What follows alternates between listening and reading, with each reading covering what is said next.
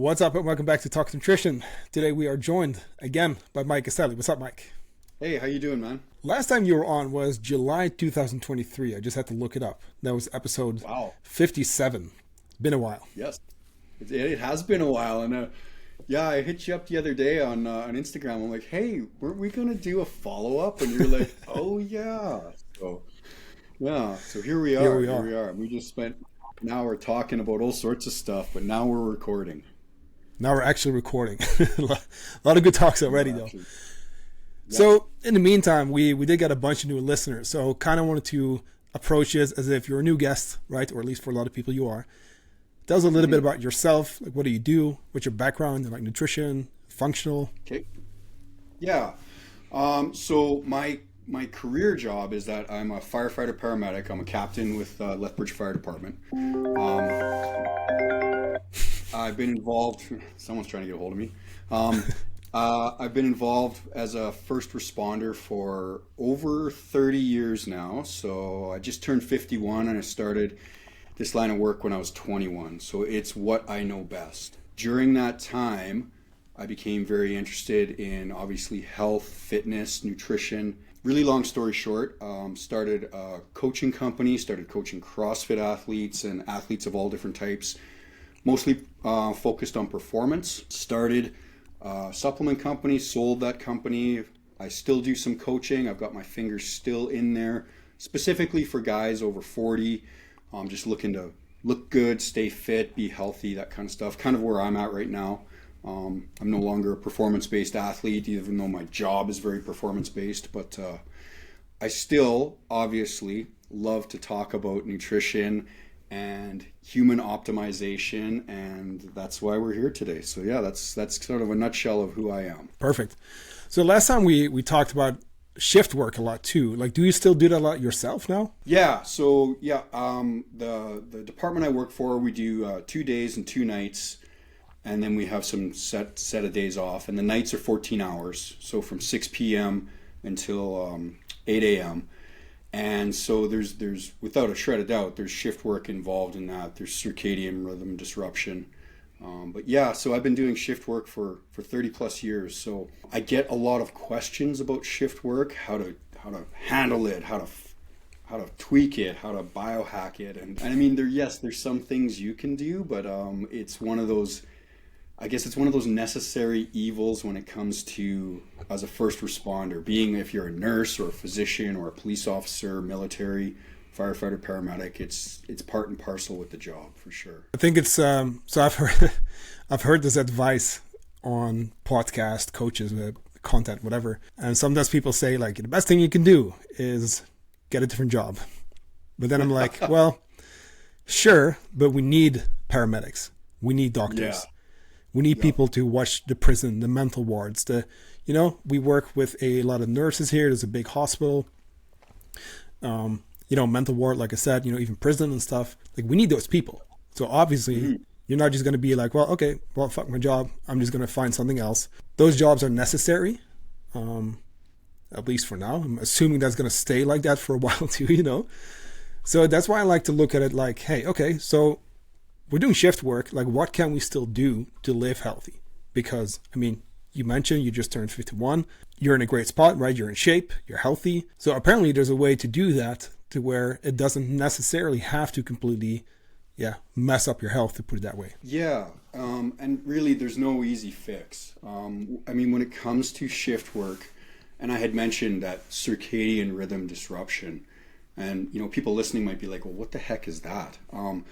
And we are very wired from, like, let's say the time the sun comes up to the time the sun goes down.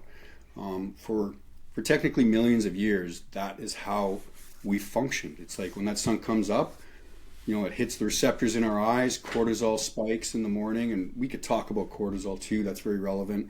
And it basically says, hey, get up, get moving, go find some food, start your day, get living. And then when that sun goes down and that blue wavelength light goes down, cortisol drops, melatonin is allowed to release.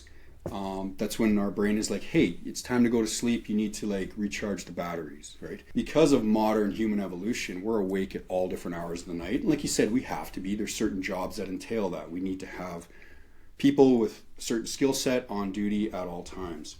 But it's still going against our DNA, and it has very negative physiological effects on our body, whether that comes to brain function, our insulin sensitivity, the way we metabolize carbohydrates, the way we might use or store fat.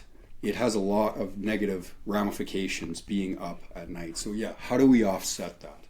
Really, the number one thing, if I had to get down to it, and it's funny because we had talked about this before we were recording, and it's like the stuff that people want to hear is usually not the boring, unsexy stuff, and that's really what I'm about to talk about. It's like, if you're a shift worker, the number one thing you need to think about is sleep. And shift workers might be like, well, yeah, no kidding, because I'm not getting any. But really what I'm saying is, that's when you get off shift, you need to think about, okay, how can I, number one, catch up on my sleep, and number two, maybe reset that circadian rhythm. And that really, there's no black and white answer to this. That really all depends on your shifts. I mean, I know, like, registered nurses that'll work straight nights, or police officers that might do like 2 days, 2 nights, much like me. Construction workers that might go, if they're working up north, let's say in the oil fields in Alberta, Canada here, they might go all nights for a month, right?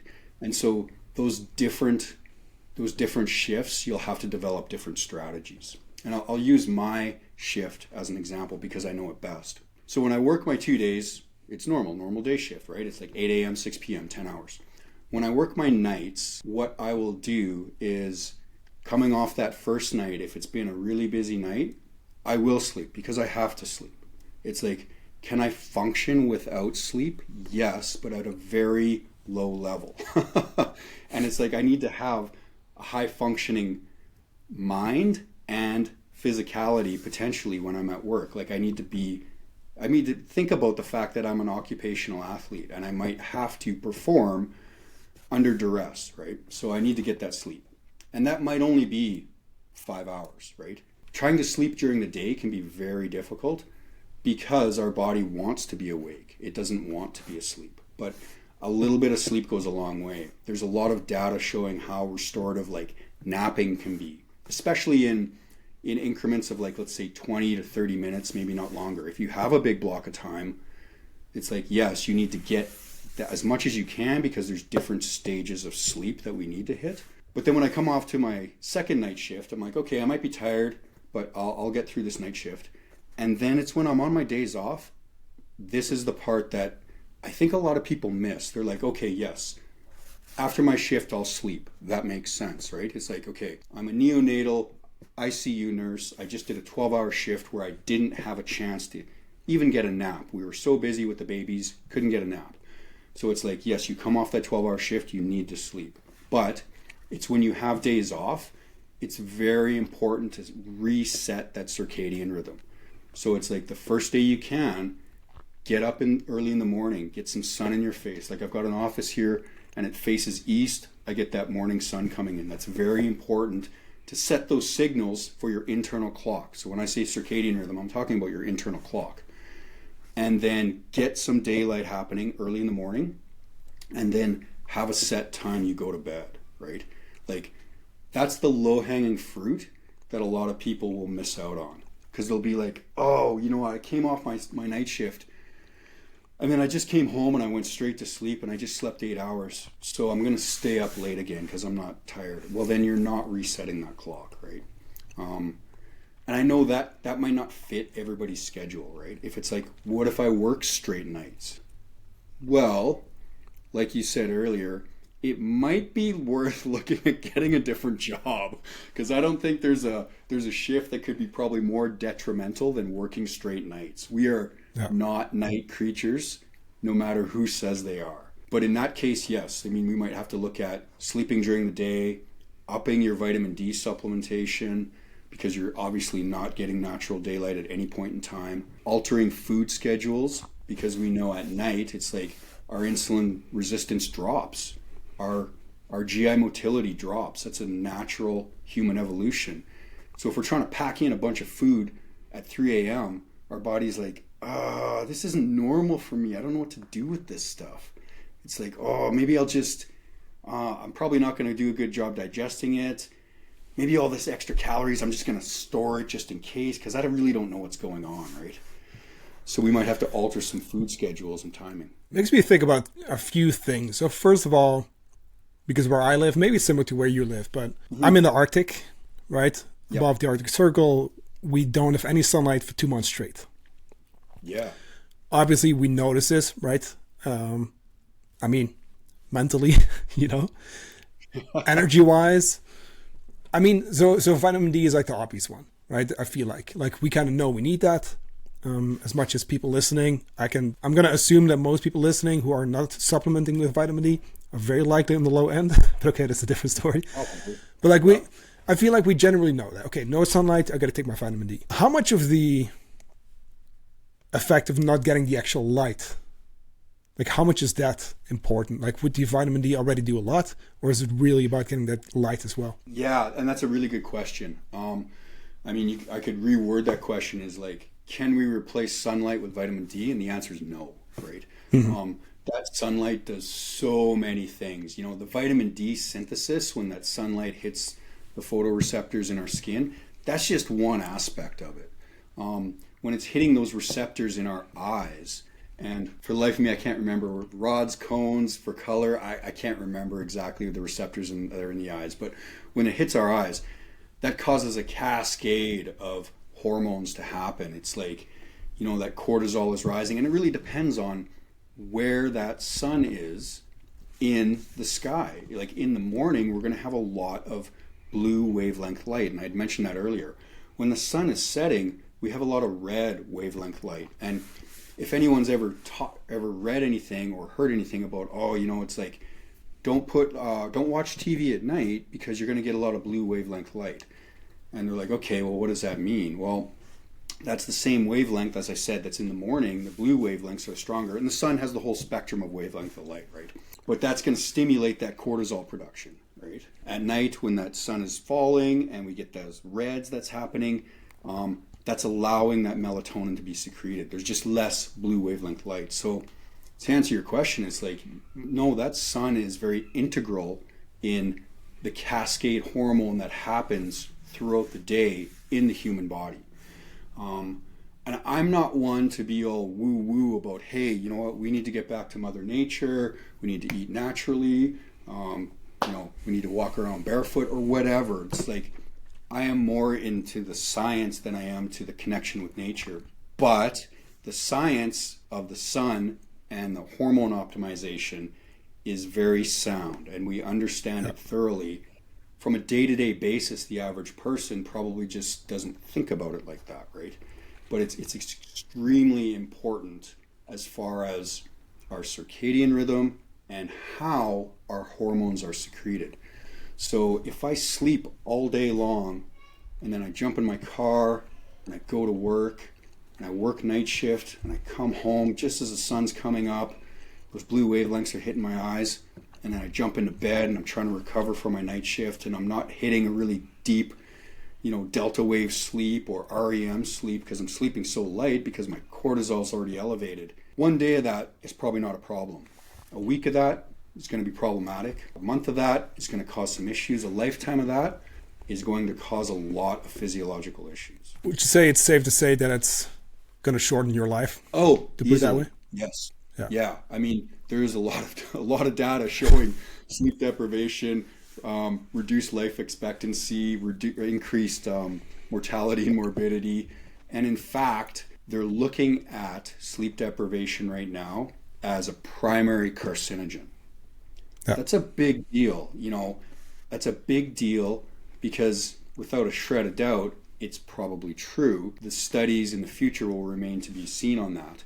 But should that come to light, that's going to affect a lot of industry, especially first responders in a very large manner, because we work all our life, and if we're forced into a career of sleep deprivation, that's a primary carcinogen. How does that affect us? How does that affect us as far as if we do get cancer and compensation and treatment and prevention, right? We need to look at it from a preventative point of view. Never mind the dollars and cents. It's like, how do we prevent that, right? Yeah. If we know It's like, okay, I'm picking this career. It's like, okay, I love being a paramedic. I want to be a paramedic my whole life. Okay. But I know it's going to involve shift work. And I know that shift work and sleep deprivation is a primary carcinogen, meaning it's a pretty good chance it's going to cause cancer. How do I prevent that? Right? So we have to go back to, okay, what can we do? And I always look at it from a performance point of view, because that's where I started my career with coaching, as performance-based athletes. What can we do to increase recovery, right? What can we do to increase recovery from an extremely hard workout? And what do hard workouts do? They increase reactive oxygen species and oxidative stress, right? We adapt to that, we become bigger, faster, stronger. But too much reactive oxygen species is going to cause some issues. So the average person is like, okay, I'm working shift work. What can I do to prevent the damage from shift work? Look at it from a nutritional point of view, look at it from a supplementation point of view, and then look at it from a lifestyle point of view. Those are sort of the three pillars we're looking at here. So that being said, so lifestyle, right? Because I'm thinking about one more thing. Specifically to like the dark. So like, obviously that's going to be the case if you do night shifts. Like I said, over here, like we're getting closer to winter, we're going to have the period of no sunlight. Going back to that light, how possible is it to artificially get that same kind of stimulus to where we're trying to get some light in the morning? Like I have a bunch of lamps here, I have I have one of those, what are they called? Like a sunrise kind of alarm clock, where it kind of yeah, there you go. Got one on the desk here, yeah. So would you say that's a valid hack around it to call it? Like, I don't like the word hack, but you know what I mean? Like, yeah, I don't like the word hack either, but yes, I think it's a good tool in the toolbox for sure. So if it's like, and we go back to the question of, okay, if you don't have sunlight, and we're not getting that natural vitamin D production, should I be taking vitamin D? Well, yes, that's a part of it. Without a shred of doubt, that's a part of it, right? It's like, okay, if I'm not getting that sunlight I need, like as an example for myself, and I will answer the question about the light here, but it's like in the summer here in Canada, so I live in southern Alberta, just north of Montana, in the summer, lots of daylight, right? Lots and lots and lots. And I'm outside, I don't really bother taking vitamin D. But now that we're getting into October, it's like, okay, our daylight hours are getting shorter. It's getting colder. I'm not outside as much. This is when I start my vitamin D supplementation. And I want to keep those levels in a certain range, right? At about 50 nanograms per mil. At least that's what the measurement is in Canada. And by doing that, by supplementing with about 2,000 to 5,000 units, as the winter goes on, my supplementation will get higher. That keeps me in that range, right? So that's a piece of the puzzle for sure. Does it replace sunlight? No, but it's offsetting something I'm not getting.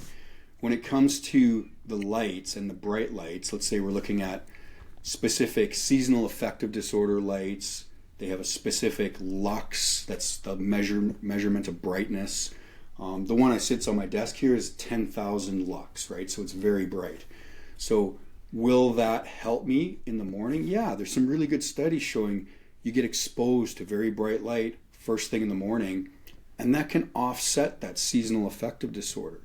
Is that going to have other benefits that carry over into your life? Like is using a light like that in the morning going to make sure my testosterone levels don't drop? Probably not. Is it going to have massive impact on my recovery from heavy training? Probably not. But it's just another thing to maybe like, oh, okay, it's going to maybe somewhat normalize my circadian rhythm. It's like I'm getting that bright light in the morning. My body's like, oh, cool, bright light. Okay, I'm going to spike my cortisol like I'm supposed to in the morning, instead of like it's pitch black out and it's 8 a.m. and my body's like, man, I just want to go back to sleep, right? So it's sort of like it's helping. It's just like you said, a hack. I like to say tool. It's a tool in the toolbox that can help for sure. Yeah, it's not going to fix the problem entirely, but it's one of the tools that'll help for sure. Cool. So on the nutrition, right, the supplementation side of things, maybe even training, like what are some of the main things you would say are just key to keep up, especially when you do like shift work? And and this is one that I'll draw from a lot of personal experience with myself, because I've tried a lot of different things, and what I have found is that when I am sleep deprived, I always feel better if I've trained. So there's a very generalized blanket statement. But what does that mean? And why do I feel better if I've trained? Part of that is cortisol, right? Now, when we train, and I'm always going to come back to this, and I want people to understand that cortisol is a stress hormone, right? That doesn't mean it's bad. It's just that when our body experiences a stress, cortisol is released. And what does cortisol do? Well, it's a fight or flight hormone, right? So it's a sympathetic hormone engaged from the sympathetic nervous system. And I always like to use the analogy, okay, if I'm running from a bear, I'm walking in the woods and all of a sudden a bear pops out, I'm like, holy shit, I'm going to die unless I get away. Cortisol spikes. It's like my heart's going crazy. I'm like thinking I'm going to die. I'm running really fast. My pupils are dilated. I got tunnel vision, very focused in getting out of there. All that is the result of cortisol. But it's not a bad thing. Cortisol is a very catch word right now where it's like, oh, you got to do yoga, reduce your cortisol. Don't drink coffee, you're going to raise your cortisol. Or it's like, you need to calm down or your cortisol is going to spike. Well, cortisol, just like insulin, it's not a bad thing. It's just a hormone that does stuff, and it's very essential to us, right? And like I said earlier, when the sun comes up in the morning, hits our eyes, cortisol spikes. That wakes us up, right?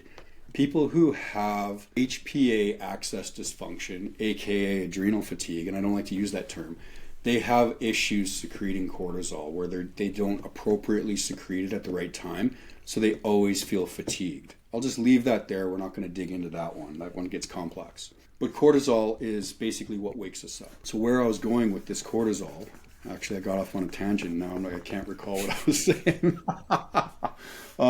Where I was going, maybe I haven't had enough coffee, speaking of cortisol. No, you said you always feel better when you train.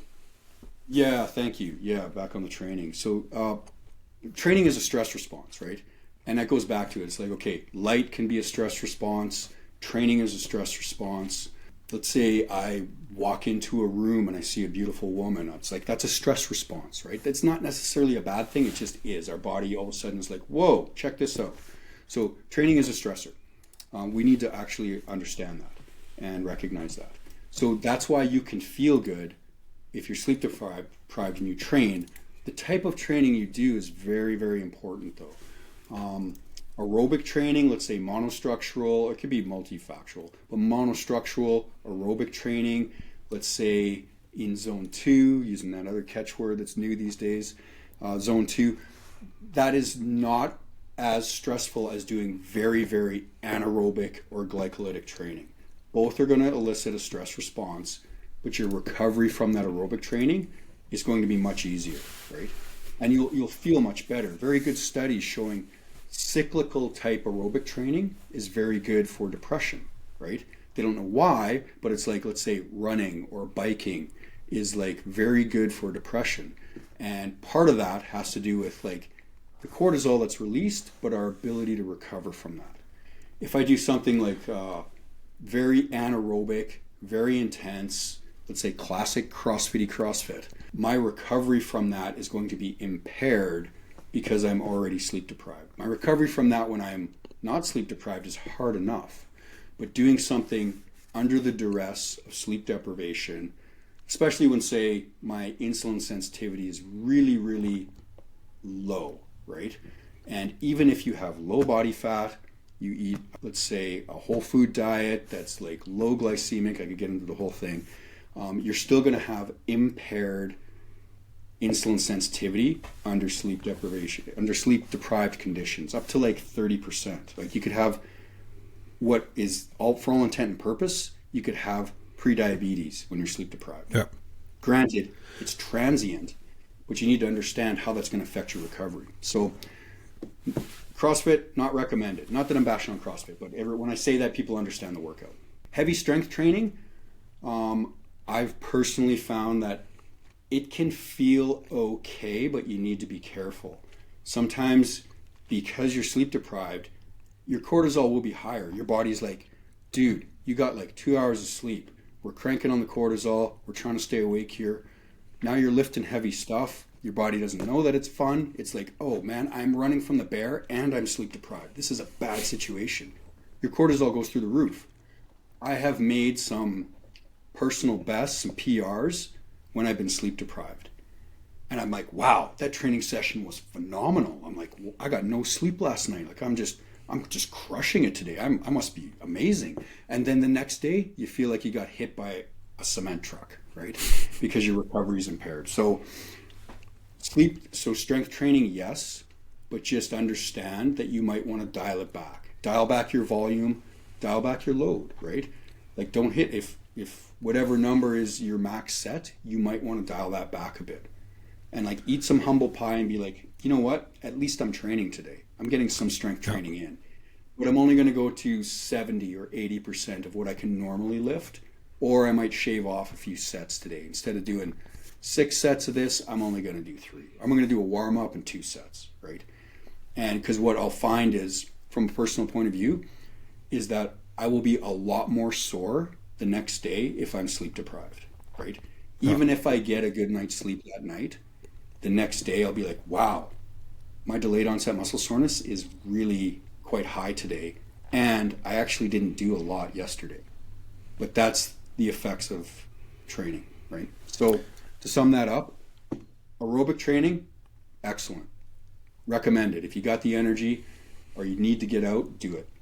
Glycolytic training, anaerobic training, not recommended. Strength training, yes, but just dial back the volume and intensity. Yeah. I have 2 questions there. Yeah. One related to the aerobic training. So for a listener, so just to clarify that, make that super clear, like what would that be? That would be cycling, maybe running, but at a lower intensity, right? Like longer, lower intensity. For sure, yeah. So something, I mean, the definition of aerobic training can go all over the place. And if I have a bunch of training coaches listening to this, they'll probably tear me to shreds after the fact. But that's okay, because everyone's interpretation is a little different. So when I'm talking about aerobic training, it's like, it's a pace you can sustain for X amount of time. And if we're looking at something that's going to be aerobic in nature, it's probably going to be a lot longer than 12 minutes. So what I usually think about is like, what's a pace you can sustain for 30 minutes, whether it's monostructural or it's mixed modal. Like, yes, it could be burpees and it could be rowing, it could be ski erg, it could be chucking around a light kettlebell, or it could be just on the assault bike or on the rower or on a treadmill or running outside or cycling. Do I still got you there? You're kind of frozen. I'm here. You froze for a second. So I was like, I didn't know if I lost you. Yeah, just to go back and recap that. So as far as aerobic training, yeah, it's something you can maintain for 30 minutes. It can be mixed modal. It can be monostructural. But it's a pace you can sustain for 30 minutes. And I mean, I don't need to get into like the zone 1, zone 2, zone 3, zone 4. And it's like, yes, we know that zone 2 classically is like, okay, I could talk, but there might be some effort during that time. And I would actually say, if you are very sleep deprived, not to push it beyond that, but it's very subjective in like how do I feel? What's my rate of perceived exertion right now? It's like, if I think about it and I'm like 15 minutes in, I'm like, can I sustain this pace for another 15 minutes, for another 30 minutes? And if the answer is yes, there's a pretty good chance that's zone 2, right? You're in the aerobic energy system. Yeah, because I know a lot of CrossFitters, a lot of runners, or just people in general, they really like to push it, you know? So I think it's good to clarify that, because we all know, right?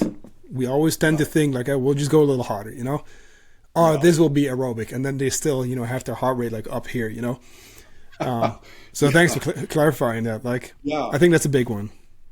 Well, not really pushing actually, like to your maximum. Yes, and you make a good point about heart rate there too.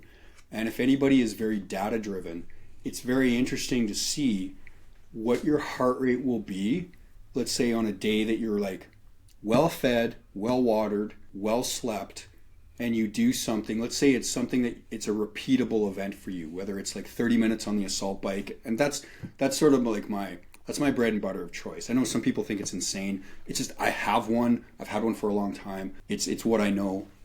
And it's like, if I do 30 minutes on a day that I'm like well rested and I check my heart rate, I'm like, oh, that's really interesting. It's actually pretty low in certain areas that I didn't think it would be. After a night of poor sleep, or let's say sleep deprivation, my heart rate will be insanely high. Right? right? Insanely high. Relative to me, I have a high heart rate, so it doesn't fall within the normal parameters, but it's like I'll be off the chart before I even know it. And I'm like, whoa.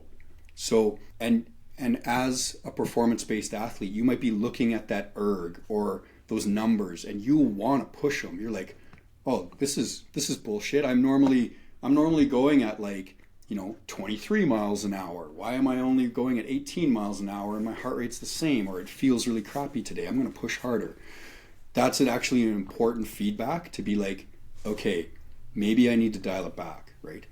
Just because I normally push at this pace, when you're sleep deprived and you're doing aerobic stuff, it's like, you know what? Dial it back.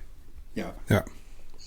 Good point on the heart. So my next question, also for the listener, because I think we often talk about insulin sensitivity, but what specifically makes it so bad when insulin sensitivity is impacted, for example, from a night shift, you mentioned during training? Yeah. So that's an excellent question. We talk about, insulin sensitivity is another one of those catch terms that's thrown around quite a bit. It's like, oh, you need to be insulin sensitive. And if we take a look, and I'll go off on a really brief tangent here. If we take a look at, let's say, the pathophysiology of type 2 diabetics. So type 2 diabetics would be someone who has been diagnosed with diabetes, but they don't take insulin.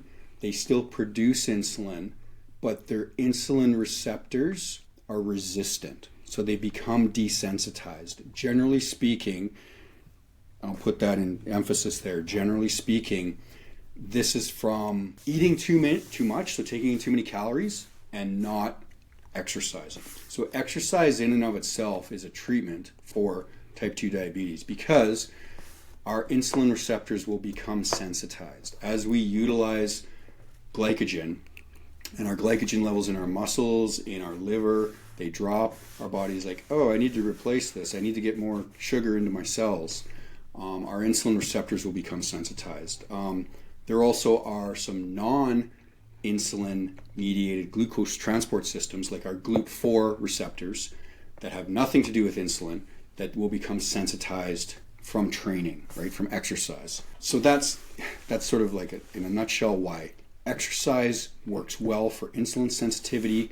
That's why type 2 diabetics need to take things like metformin and other drugs to help increase their insulin sensitivity if calorie control and exercise is not an option. We won't go there. But then why does sleep? So why does sleep deprivation cause issues with our insulin sensitivity? And we don't know why. It's pretty well documented. It's like one night of total sleep deprivation can be as detrimental to insulin sensitivity as 6 months on a high-fat diet. That's a big deal, right? Like we know high-fat diets will decrease our insulin sensitivity. So that's how detrimental sleep and sleep deprivation can be. So getting back to how do we deal with that? It's a bit of a catch-22 when it comes to nutrition because we still need to eat, but do we worry about that insulin sensitivity? And I think so. This is a personal opinion from me. This is a case where I think this is something people don't need to worry about. They don't need to worry about their insulin sensitivity. Like if you're eating a whole food diet, it's relatively unprocessed, by default, that glycemic load on that is going to be really low. Your glycemic index is going to be really low. Some people don't even bother thinking about that. But whole food diet, generally, we're not too worried. This isn't, after a night of sleep deprivation, this is not the time to crush an entire bag of like sour gummies. Probably not the best time. Is there appropriate time? I think there's an appropriate time. Other people might be like, oh my God, I can't believe you eat that. But that's probably the worst time to do that, right? That might also be the time when you have those cravings because less sleep equals leptin suppression and ghrelin elevation. So ghrelin's that hormone that makes you hungry, you want to eat. Leptin's that hormone that's like push away from the table. So when you are sleep deprived, you have leptin suppression and ghrelin elevation. So your hunger is higher, right? So you combine that with decreased insulin sensitivity And that is a recipe for storing calories as fat, for sure. But to get back to that, we don't really need to worry about that insulin sensitivity. And I get a lot of questions from clients about that. I'm like, okay, if you're eating well and you're training, your insulin sensitivity is probably going to be just fine. One second. Yeah, and I think that's I'm really glad you brought that up, because I think it's something that's often, like everything is fear mongering these days. Everything is going to kill you, and you need to look at all these details. But at the end of the day, like, yeah, sure, like it's going to be good to be insulin sensitive, but we just want to practice the basics. Like a lot of times it just means we need to just double down on the basics. Yes. Even without any supplementation, even with like the functional stuff we were talking about earlier, even now with the shift work, at the end of the day, like there's going to be effects, but it's just more of a reason to do the basic shit even better and more consistent. Yeah. Or at least as good as you can. Yeah. And I mean, this would be a case of like, a client being like, oh, you know what, I work night shifts and, I read about my insulin sensitivity, or I heard a podcast about insulin sensitivity. Should I be taking berberine? Should I find a source for metformin? And I'm like, no, you shouldn't. You don't need that. I have a very strong opinion about glucose disposal agents as it is, but I'm like, no, you don't need metformin. You don't need berberine. What you need to do is maybe look at your schedule, figure your sleep out, how you can recover that, and then just make sure your diet's dialed and you're getting your training in when you can, right? And that is the most boring answer that nobody wants to hear. But they're like, but wait, I heard that berberine is a really good over-the-counter supplement for improving my insulin sensitivity. And I'm like, yeah, there's some pretty cool data behind it, without a shred of doubt, yeah? And I mean, metformin, it's been around forever. We know it works. It's got some drawbacks, but yes, it works well too. But you don't need that. What you need to do is double down on maybe your work, right? And figure out how you can optimize your schedule based around your shift. So I want to transition a little bit towards testosterone, because I know we talked about this last time. We know that absolutely tanks when people have consistent like sleep deprivation. Tell me a little bit more about that. Yeah. So testosterone and shift work, for sure. Over the past 30 years, it's been very interesting to see the levels of some of the guys I work with. So I work in a department that it's grown in the past few years, but since I've been here, we're probably at about 200 people now. So it's not a small department, but it's not a large department. I was involved with the health and fitness committee for a very long time. I led that committee, and we get regular physicals from a fire department physician every year. So once we started testing testosterone, it was really interesting to see some of the younger guys, and we're talking like in their 20s, in their 30s, coming back and being like, hey, like my testosterone's actually below range. And these are guys who like work out regularly, they eat well, typical normal lifestyle, right? And I'm like, what do we have going on here? And it is just, I mean, there's lots of variables that go into that. We can discuss that. But sleep deprivation has a massive impact on testosterone levels, acutely and chronically. Like men who sleep, let's say 5 to 6 hours a night, will have the level of testosterone 6 to 10 years of someone older than them. So let's say a guy is 30 years old and he's only getting 6 hours of sleep a night. And for some people, 6 hours, it might be like, oh, how is that sleep deprivation? That is still sleep deprivation. You'll have the testosterone level of someone who's 40, right? I have seen testosterone levels in guys that are, in their late 20s that are below range, right? They're out of range, and they should not be. And unless this is tested, this is a totally different topic, but unless that is actually tested on a regular basis, the signs and symptoms of that could be masked to depression, to shift work, to, your doctor putting you on antidepressant because you're not feeling well, you don't have a good mood anymore, your libido's low, that kind of stuff, right? So without going off on a total tangent, the shift work has a direct effect, for sure. Yeah. I wouldn't call it a trick. Something that's well known within the industry is if somebody goes out and they purposely sleep deprive themselves for a couple days, and they drink a lot of alcohol, and then they go get their testosterone tested, it'll be in the tank. Even if they have normal levels. Let's say they got great levels. You do that for a day or 2 days, and your levels will be rock bottom, right? From both the alcohol and the sleep deprivation. So let me ask you this too, because I actually have quite some female nurses as clients. Mm-hmm. What about our females? Yeah. Well, let me just say this. Testosterone is just as important to females as it is males. Just as important. Females just have a lot less than us, right? But it is still the dominant and predominant androgen and hormone in that cascade system. It is the dominant one. It still is essential. And it drives me absolutely insane when I'll see a female go to a clinician and they will have their progesterone and estrogen tested, but they won't have their testosterone tested. I know. You know, female, and this is a cliche, but it's true. Females are very complex creatures. And what I mean by that is, with men, you could throw a bucket of testosterone at us, and generally speaking, good things will happen, right? And that's a huge generalization, and it's tongue in cheek. There's a little bit of sarcasm in there. With females, though, it's like we need to know that ratio of progesterone, estrogen, and testosterone, and it needs to sit in a certain ratio. And that ratio is going to fluctuate over the course of a month. So you have to be a very good clinician to get that under control if it's dysfunctional. But at the same time, even before that, you have to recognize that testosterone is just as important. And having a level of 0 is not normal. And I've seen some clinicians state that, oh, you're female? No, you don't need to worry about testosterone. Oh, you don't need it. Let's look at let's look at your estrogen, right? Yeah. So yes, just as important for sure. Yeah. No, I just wanted to clarify that because I think a lot of people won't know that. Like I said, we have a lot of females listening, so it's like obviously, right? You're working with a lot of men. We're dudes. Like we're talking about this.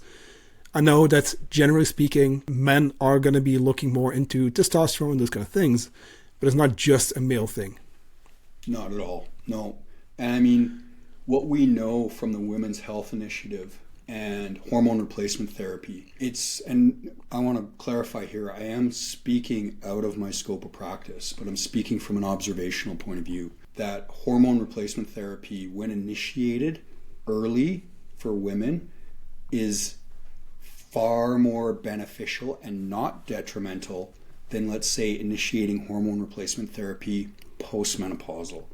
So why am I even talking about this? I think identifying this and observing and monitoring early in, let's say, a woman's lifespan is very important. And I mean, I'm very adamant about guys starting to test their testosterone levels really early. Like there's nothing wrong with testing your testosterone when you're 18, when you're 21.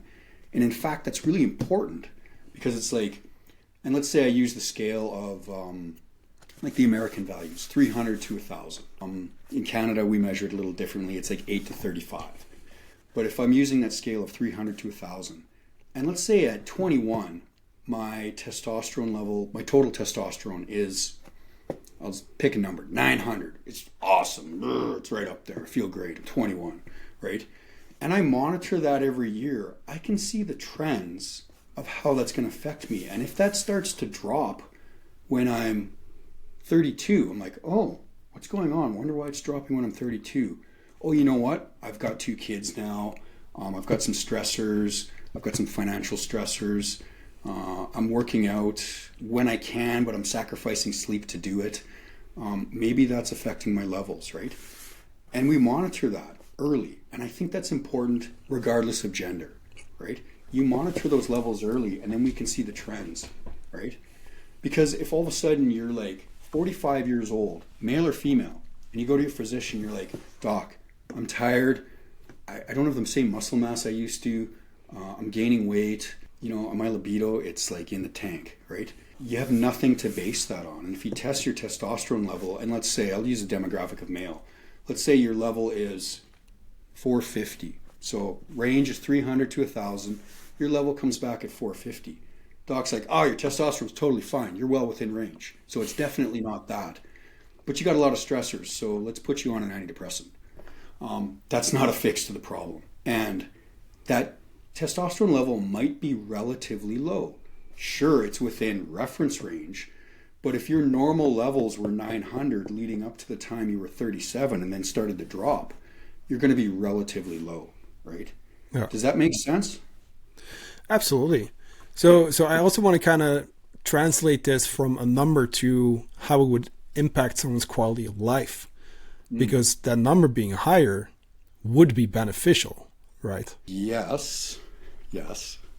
I'm waiting for the caveats to come in, but yes. No, I just think like it's important to know, like, if there's a range and we might be lower on that range, we could just be like, okay, well, my doctor says I'm okay because I'm within that range. Yeah. While we could actually still do a lot of things to optimize it and get it to the higher levels. That's right. Yes. Yeah. And this is a big topic that we're getting into, and it's one I really like talking about, but it's like, testosterone is the level that you're going to feel the best is very individual. There's guys running around with levels barely over the reference range, and they're doing awesome. They got great body composition, cognition's good, mental health is good, libido's great, erectile function's great, and they're sitting just barely above reference range, right? For them, that is normal, right? Does that person need testosterone replacement therapy? Probably not, especially if you base it on subjective qualities. And it's always very good to look at the quantifiable or objective qualities, let's say like measuring your total level, but how does that line up with subjective qualities? So like, how do I feel? It's like, just because I'm within reference range doesn't mean that that's normal. I might have low libido. I might be putting on body fat. I might have this constant brain fog going on. My sleep quality might be low. And it might be low because my testosterone is relatively low to where I normally would have it in the past, right? And it's very important to understand that. And I think a lot of guys end up with signs and symptoms of hypogonadism related to shift work, and their levels might be within normal range, but they're still having signs and symptoms. And this is a bit of a tough position to be in, especially as a clinician, when it's like, oh, I'm not going to treat this because you're in a reference range. A good clinician will be like, you're in reference range, but maybe we need to look at what's treatment going to do for you, right? Now, you have to have a good clinician who understands that, and they are out there, right? But there are some clinicians or physicians, and I'm just using clinician as a general term, who will not touch a patient if they have normal reference ranges. Yeah, I feel like it's tough sometimes. Very tough. As much as I think in Norway our system is good, generally speaking. It's not perfect by any means, but it's generally speaking pretty good relative to other places in the world. My doctor did not want to pull testosterone. I tried 3 times, 3 different appointments. Luckily, he apparently stopped, so now I have a new doctor, so I might actually try again. He didn't want to do it. He didn't want to do it. He said there was two cases where he would, if I were to use performance-enhancing drugs. That was one. And then the other case would have been, in his words, these are his exact words, or if you would have bitch tits. That's what he told me. Oh, God. So like, yeah. And that was just the end of the conversation. I was like, never mind. Like, yeah. And unfortunately, that's a very common story. And that's not unlike Canada. It's sometimes very hard to get labs done. When you walk into a physician's office and you are, for all intent and purposes, the picture of health, it's like, you're not sick. You don't have this chronic disease process, but you're coming in, you want to get some labs done. We're looking at it from a preventative point of view and an optimization point of view. Lots of times physicians won't do that. And I've seen it time and time again. And it's frustrating because you want to see what your baseline is. And part of prevention is measuring specific aspects of health when you are healthy. So you have a baseline. So when you are unhealthy or you experience a level of dysfunction, you can look back and be like, oh, yeah, when I was healthy, this lab value was this, and now this lab value is different. Okay, well, now we have something to investigate here, right? Yeah. Yeah, I feel you on that one. And I'm very lucky right now that I have a healthcare provider within Canada who understands optimization. And so I'm on TRT, and I've been on TRT since I was 41, and I'm 51 now, so it's 10 years. I've gone through a lot of healthcare providers to find the right one, and I have one who understands that I feel good when my levels are high. So the range in Canada is 8 to 35, and I keep my levels at 35. And I'm 51 years old. Prior to this, I had a urologist who was monitoring my testosterone replacement therapy. And he was like, oh, 15 would probably be good for you because that's the average testosterone. And at the time I was 45, of a 45-year-old male. And I was like, Doc, I don't want to be average. I've never wanted to be average. And this could segue into the discussion of, okay, when is TRT super physiological? We can put that on the table for a second. But it's like, no, I feel like I'm a dumpster fire when my testosterone is like 15. But I feel extremely, what's the word? Like virile. I feel awesome when my testosterone's 35, right? So I know from my track record, it's important to keep it there, right? And my healthcare provider understands that. He's like, okay, where do you feel best? I'm like, oh, I feel best at 35. Cool, that's within range. We're going to monitor your labs. Let's monitor your hematocrit. Let's make sure that keeping it high doesn't cause anything down the road to become problematic. And we'll keep your dose appropriate to keep you at that. And that's where we're at. So I feel lucky, but it's not that easy for a lot of people. Yeah, but this even goes back to the fact that we want to test for that reason. Like, okay, so we know our baseline. Now we know it's getting worse, in quotes. Okay, now we can do something about that, or at least we can pay attention to it. To where I still feel like these days, blood work is almost viewed as like this thing where you need to get it when something is already wrong, right? Like, no, we want to actually think preventative and check every now and then, once, twice a year, preferably twice a year, just so we know where we're at. Oh, yeah. Yeah. And depending where you are in the world, that it can be either really easy or really hard. It's becoming easier in Canada. We have more privatization coming here where people can pay out of pocket, get labs done. You still need physician oversight, but it's becoming much easier, right? So with my primary healthcare provider is a nurse practitioner. So he's got a bigger scope of practice. He can order labs and diagnostics. And he's like, yeah, man, let's test it to make sure. And so I can do that pretty much any time. If you're in the US, there's a lot of pay services. You can just go online and basically it's like a la carte, pick off the menu, order it, get it tested. That makes it very accessible for people, albeit you got to pay out of pocket. But I'm very much of the opinion that we should be able to do that. I don't like when there's a lot of controls on our healthcare, and in places like Norway and places like Canada, there's lots of controls on our healthcare because it's quote unquote free healthcare. But it's not free if you're not getting the good stuff, right? Yeah, and I get it too. In their defense, obviously, right? So I can get labs for like $20-$30. If it's a general check, that's our flat rate. You go to the doctor, like that's what you pay. That's it, So I can go in, get the labs done. Now, that being said, they're also using the country's money, to put it that way, the state's money. So they obviously also need to have a reason to test. And I get it. You know what I mean? I do get it. Yeah. To where maybe not everyone can come in and say, hey, I want to have this whole laundry list of labs. They're probably going to be like, okay, these are the things I think as a doctor you actually need. So I like the fact that in southern Norway, so around Oslo, there's some more private companies now, or just a few maybe, where you can actually request a panel from a website. It's very similar to the US. It's just not a very big thing here yet. So I think it's a positive development that we're getting more of that now. And I hope that that's going to continue. But I am of the opinion that we should be able to test whatever the hell we want because it's our body. And if I want to know my testosterone levels, like I want to know that number. And it actually doesn't fucking matter why, right? If it's to keep my health in a good spot, like that should be all the reason we need.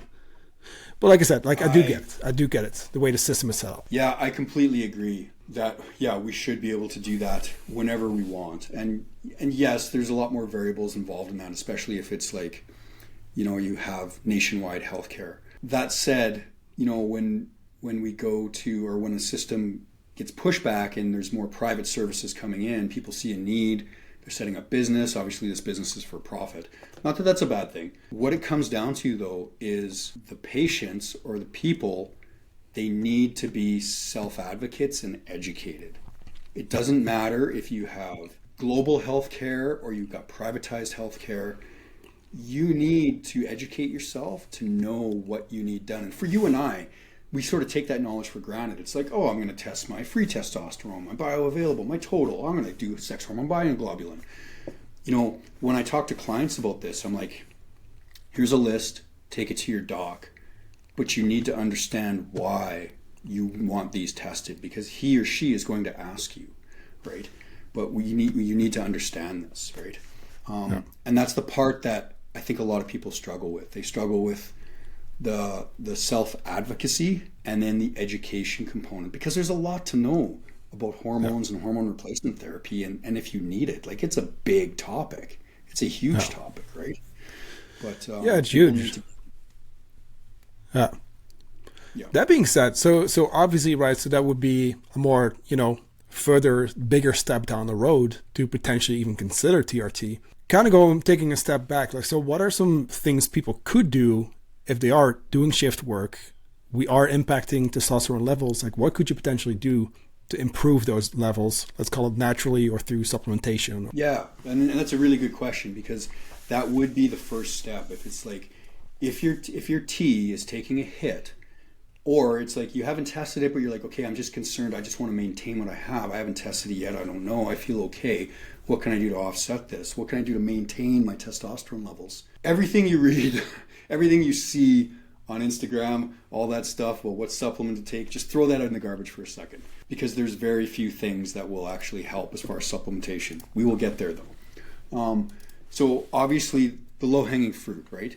So optimize your sleep. Don't overtrain. Ensure that the calories you take in are appropriate because chronic calorie deprivation will tank your testosterone as well. And we can see that from competitive bodybuilders, be that male or female, especially in the natural bodybuilders who aren't using exogenous hormones. We know from looking at their lab values that they'll tank completely. And these are people who are getting appropriate amount of sleep for the most part, but they're purposely overtraining and purposely under eating, right? And their testosterone, their androgens just go right into the toilet. So ensure that you're consuming enough calories, ensure that you are getting enough sleep, ensure that you're not consuming alcohol. The older I become, the more anti-alcohol I am. There's a lot of people who want to dig up some things to confirm their bias that it's fine for you.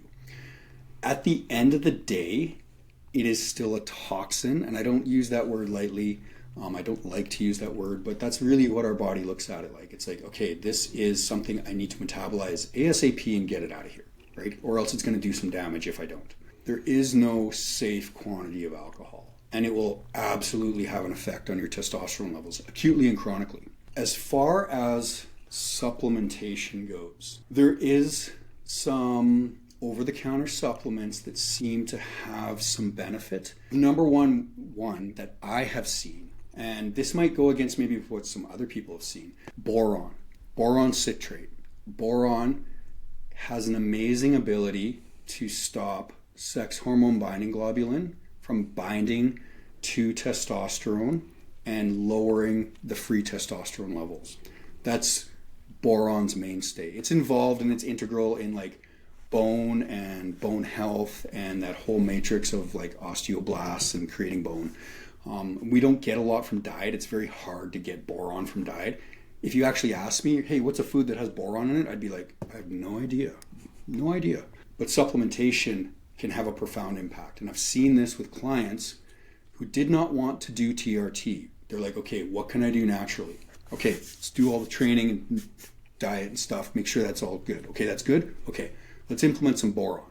Let's do 3 milligrams a day. Maybe we'll bump it up to 6 milligrams a day.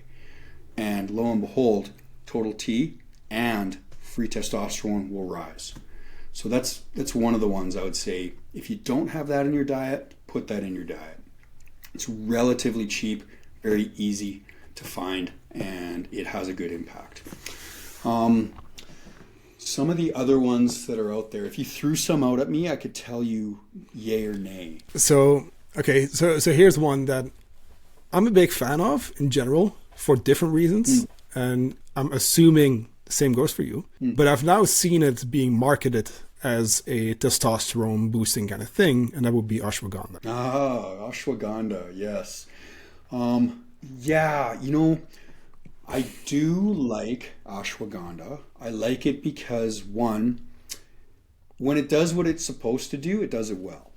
That's key. When it does what it's supposed to do, it does it well. There's lots of studies on it. It's really great for attenuating stress. And that's where, I think that's where the magic lies. There have been a lot of cases sort of having like a paradoxical reaction where people, they don't get more stress, but they get into a depression when they use it for a long period of time.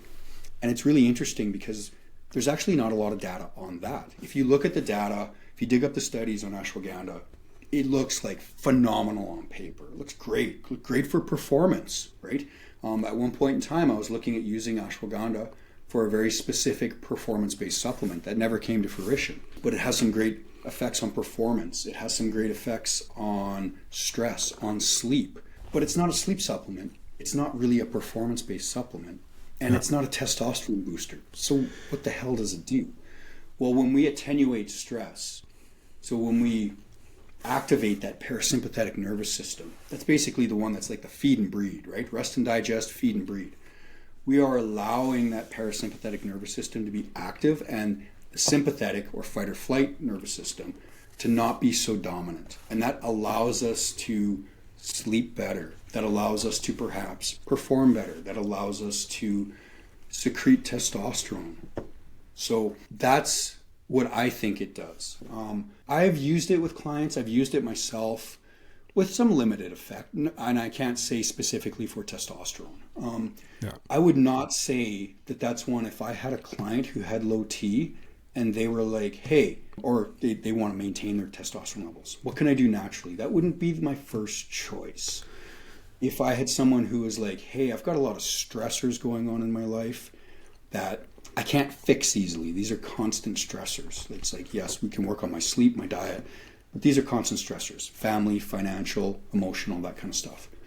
I might be like, okay, we should look at some specific herbal adaptogens, and that's where ashwagandha falls in. It's an herbal adaptogen.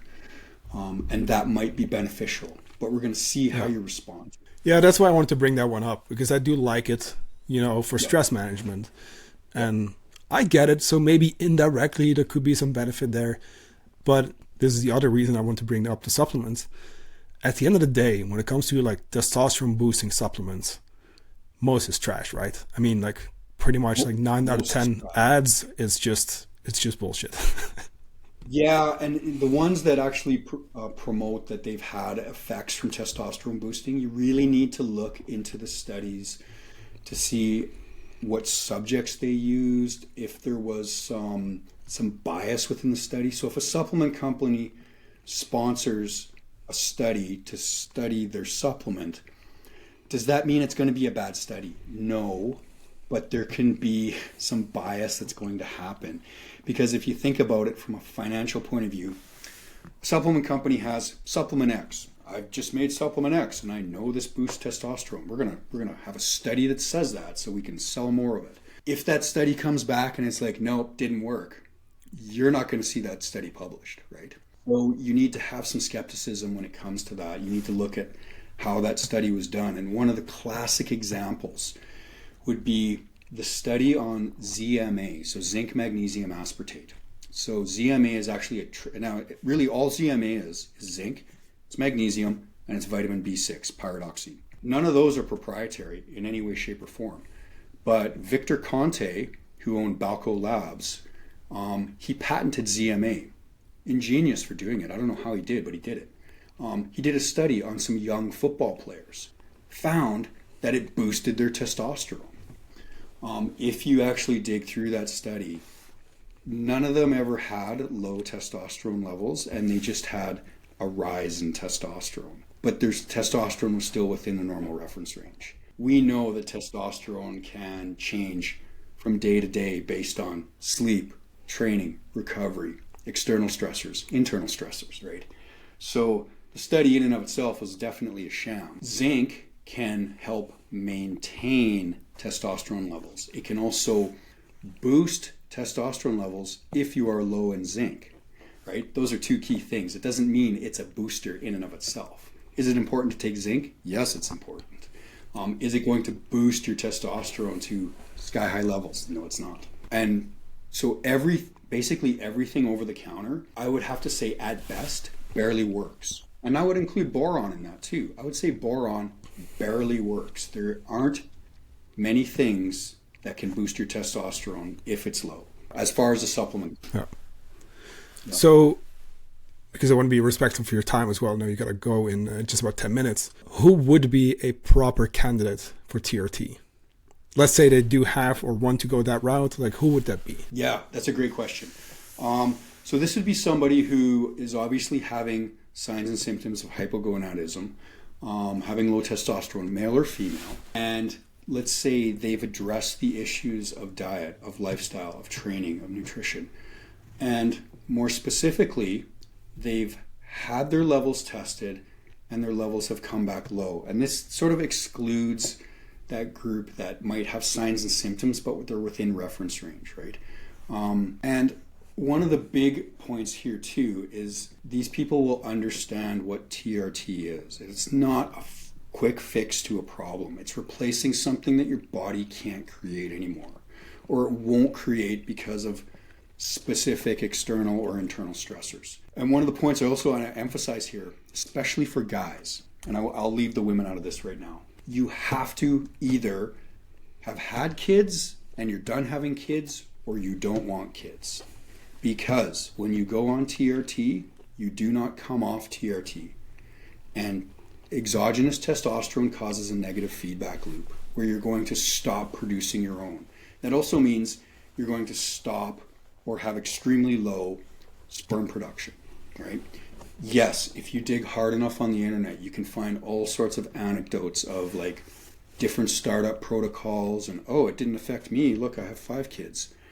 It won't affect everybody the same, but that has to be a discussion that you've had with your spouse, with yourself, with your clinician about where am I in the stage of life with having children, right? That's usually the first one. So if I have a guy come to me and he meets all this criteria, but he's like 30, he's not married, and I'm like, hey, do you want to have kids? Yeah, maybe one day. TRT is off the table. It's off the table. You have to be very firm in that, no, I've got kids, I'm done, right? Or it's like, no, I don't want to have kids, I'm not even considering it. Then it's like, yes, that's the option. So I know that sort of leaves a big area of like who is a candidate, but it really starts with identifying why you have signs and symptoms of hypogonadism, treating that appropriately from like a natural point of view, be it through lifestyle modification, training, etc., supplementation, which doesn't work. And then deciding, looking at the labs and seeing like, okay, do I need replacement? And then having that discussion with your clinician. I mean, to be fair too, this is not even something you would decide based off of a podcast. You know what I mean? Like you're going to work with your practitioner. No. You're going to work, you know what I mean? So it's like, yeah. I do want to kind of mention that because it's like, obviously we're talking about, you know, some bigger topics here. It's like, when it comes to these kind of things, like don't just go off of any podcast, you know what I mean? Like get tested. No, Like work with someone this who is knows their like, shit. Like, yeah, yep. Yeah, this is the educational launching point. Really, that's what yeah, I like to think about it, where you become aware. This is the awareness level of like, oh, these guys were talking about this thing, this TRT. It's like, no, it's not doping, it's not using steroids, it's actually testosterone replacement therapy. Oh, okay, I need to learn more about this. Okay, I'm going to ask my nurse practitioner, I'm going to ask my physician, I'm going to do more research on my own to figure this out. Like, this is just for educational and awareness purposes. yeah, It's a big deal. It's like, yeah, from a podcast you might be like, oh cool, I'm going to do keto, or oh hey, I'm going to try this supplement. Generally speaking, those are going to have benign effects. But when we start talking about something like TRT, it's like, this is a big deal, and it's a big decision to make, and no one should take it lightly. And yes, lots of people have access to underground labs, and they're using this stuff without any physician oversight. And I don't recommend that because once you start messing with your hormone system, especially from an exogenous point of view, and what I mean by that, you're taking testosterone and you're putting it in your body. You're replacing what's either there with more or what's not there. It's not benign. It's not benign at all. yeah, yeah. That being said, let's wrap Okay. things up for today. I know you got to run. This was Yep. a really great podcast. I think we've learned a lot. Shift work, testosterone, even TRT, Yep. truth about some of the supplements. I think this is going to be a great episode for people to listen to. That being said, obviously this is something that you have a lot more knowledge about. If people need more help, like where can they find you? Yeah, definitely probably the easiest place to find me would be on Instagram, Mike Prime 50. And you can just get a hold of me, shoot me a message. That would be it. I got my website linked on there. You can check out the website and stuff like that. But generally speaking, you got a question, I'd love to answer it. No, I won't send you an invoice. Just I like to help people out, so that's where you can get a hold of me. Cool, man. Make sure to Okay. link that in the show notes. Thanks again. Yep. I'll talk to you soon, Mike. Okay. Thank you. See you. All right.